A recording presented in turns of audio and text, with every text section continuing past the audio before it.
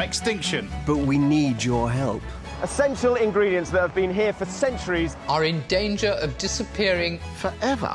We want to get everyone back to British culinary basics. and help us revive our fantastic, mouth-watering, magnificent, unique and quintessentially British food heritage.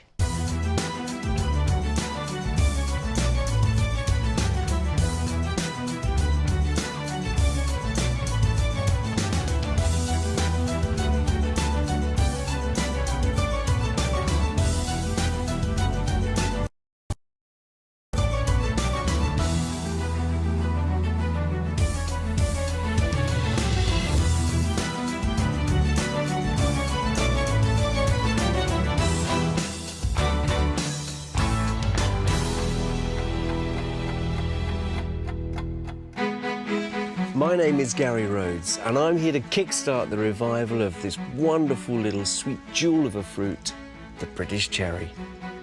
Once a bastion of British summertime, with orchards stretching over tens of thousands of acres, this gorgeous little fruit has fallen foul of housing developers and foreign imports. We've lost 90% of our old cherry orchards. It's a travesty, and I want to find out what on earth has been going on. As part of my campaign to revive the British cherry, I'll be finding out how this innocuous little plant is helping to revolutionise the industry. Now that bud potentially will grow a tree next year. Seriously? I'll be rediscovering heritage varieties on the verge of extinction. It's rather like an antique. It's very special. And, best of all, I'll be sharing my all-time favourite cherry recipes, including a delicious cherry clafouti. Now I know why cherries are my favourite of red fruits. They're so lively, it's really quite incredible.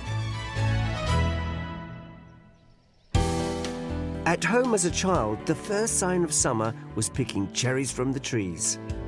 This brings back great old memories. That flavour that sort of never has left me, I've never forgotten, is suddenly coming back. But those orchards are mostly all gone now, bulldozed within an inch of their lives, leaving supermarket shelves wide open to imports. Do you know, it really is quite tragic to think that about 90% of all cherries enjoyed in this country are imported and not taken from these homegrown. I'm determined to change things, so I'm starting my revival right here on my doorstep in Tenham, Kent, the Garden of England, and one-time home to the UK's cherry industry. Do you know, it was right here in these streets that the very first cherry orchard was planted by Henry VIII in 1533. But like most of our cherry heritage, the orchard that stood here for 500 years has been lost. All that's left here are reminders of varieties once grown and picked here, a way of life not forgotten by locals like Don Vaughan. Hello, Don. Who's worked in the cherry industry for 30 years. So after 500 years of this orchard standing, why did it diminish so quickly? There are various reasons. Obviously, the trees were getting older.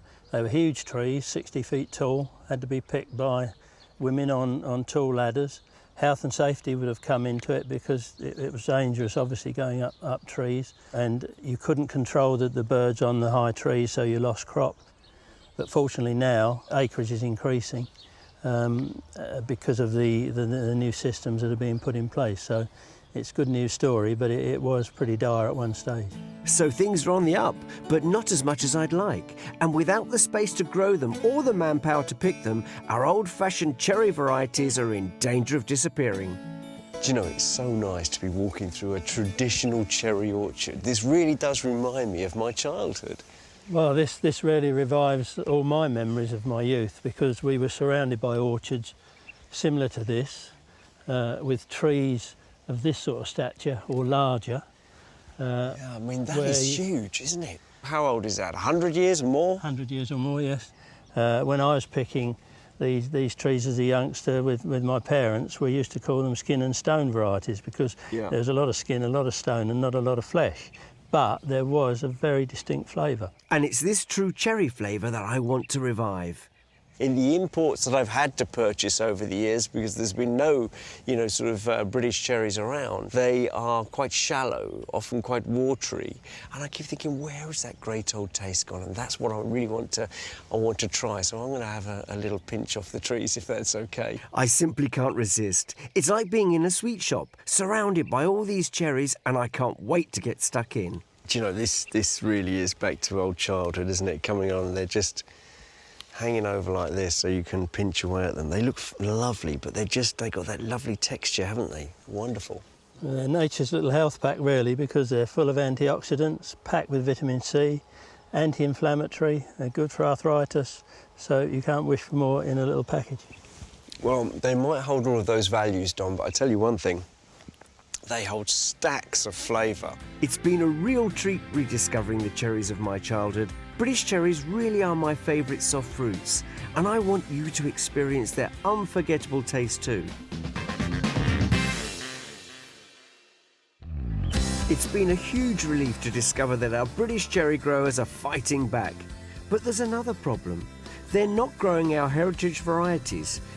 Cherries like the ones clinging on in an old orchard in Linstead. So now I'm back in Kent in this fantastic cherry orchard, and I'm here to discover these, our British heritage cherries. 14 varieties are being preserved here at Park Farm. It's a traditional orchard that's been brought back from the brink by local residents who hold all sorts of events here throughout the year. So, Pippa, what do you think would have happened to this orchard if we hadn't had the local community who are going to step in and support it? It would have been one of those orchards which would have just sort of sat along the road with all these cherries in it. And sadly, people not really being able to appreciate and learn about and enjoy them. And thanks to their efforts, heritage cherries should blossom here for generations to come. How would you describe the heritage as far as the cherry is concerned? A heritage cherry is one of these large trees, an original tree which was grown 60, 70 years ago and going back 400 years. But it's rather like an antique. It's very special. So it's the true original? It's the true original, absolutely, yes. And they have lots of little tails behind them. The variety Waterloo. Now, that's a classic cherry. That was bred by a Mr. Knight over in Herefordshire. And when it first started fruiting, that was literally just after the Battle of Waterloo. So he decided to name it Waterloo. What a classic. Absolutely. And that also dates it.